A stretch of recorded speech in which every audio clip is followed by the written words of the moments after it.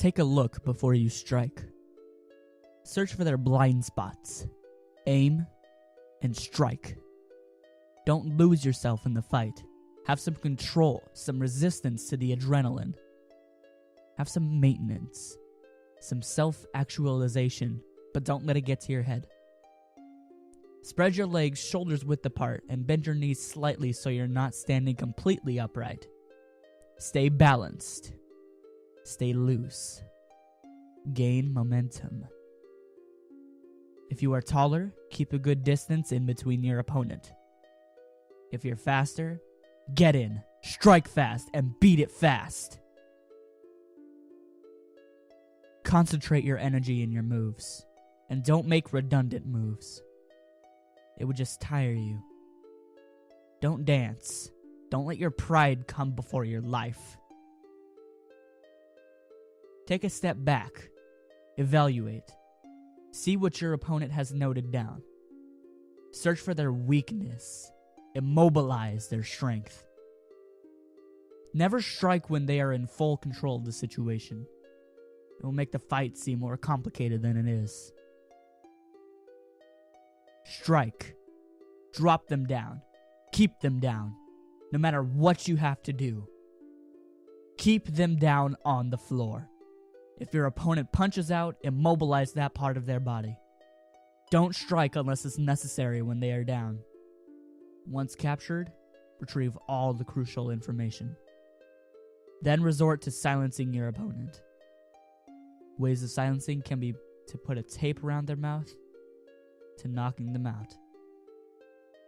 If your opponent somehow manages to have the upper hand during such situations when you have nothing left to do, pull out your gun and shoot the motherfucker right in the eye.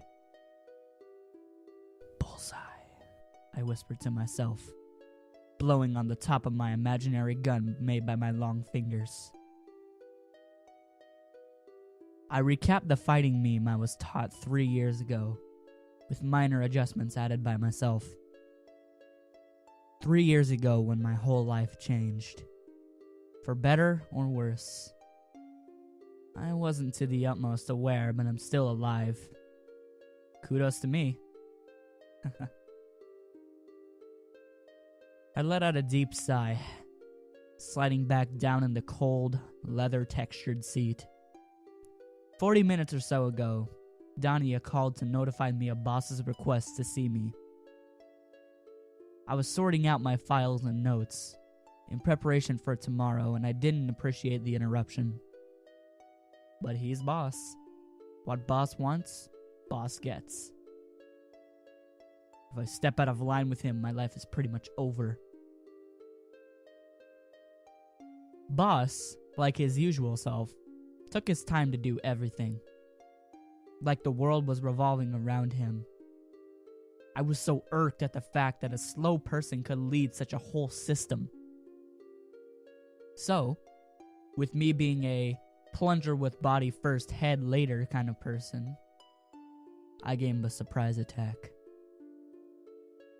Never strike if you underestimated your opponent.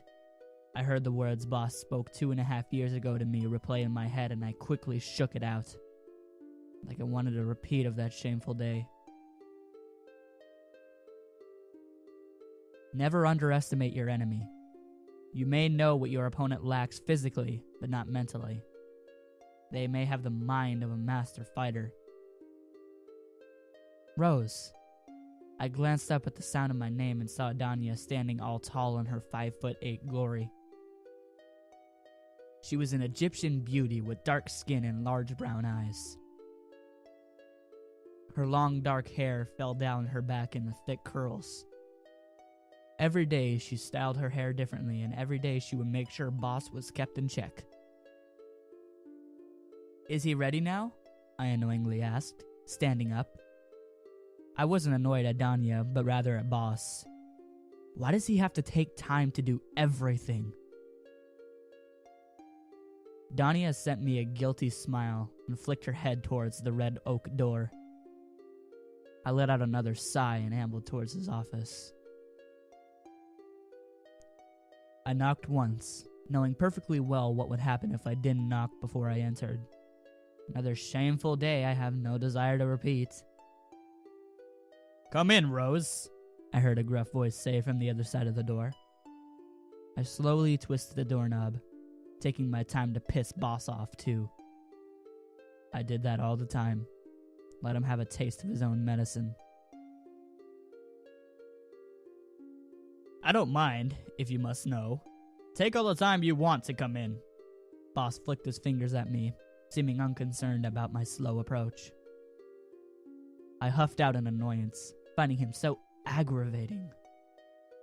Usually my bothersome towards him was rendered to a much lower degree, but since I was cranky and desperate in need of sleep, Boss was agitating me in ways I never knew were possible. I came back from the Netherlands a few hours ago and I'm still irascible and very sore. A whole month's worth of hardcore training does that to you.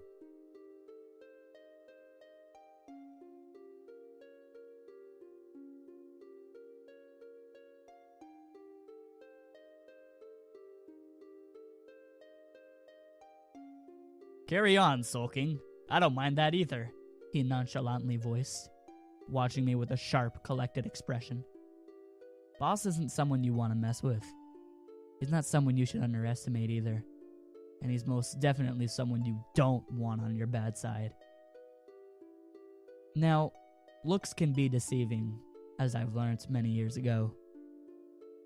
Boss wasn't huge. To be quite frank, he's a small man. The top of his head came just under my chin, and he has a lean, hawk-like facial complexion. His dark brown hair was graying from the sides, and it was always kept short.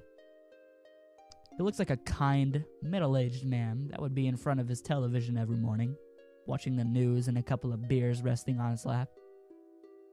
And on every Saturday morning, would sit outside his front garden and read the newspaper. He looked that peaceful. But Boss becomes ruthless when he's working. Needless to say, being the owner of the Coterie defense system particularly made him a ruthless, unforgiving man, but only to the cons. I stepped inside, closing the door firmly behind me. "What do you want?" I impatiently asked, crossing my hands around my chest. I had school in less than 6 hours and I still didn't sleep. "I'm really tired, Boss. I want to sleep before I have to go to school," I told him, my voice coming out bitterly.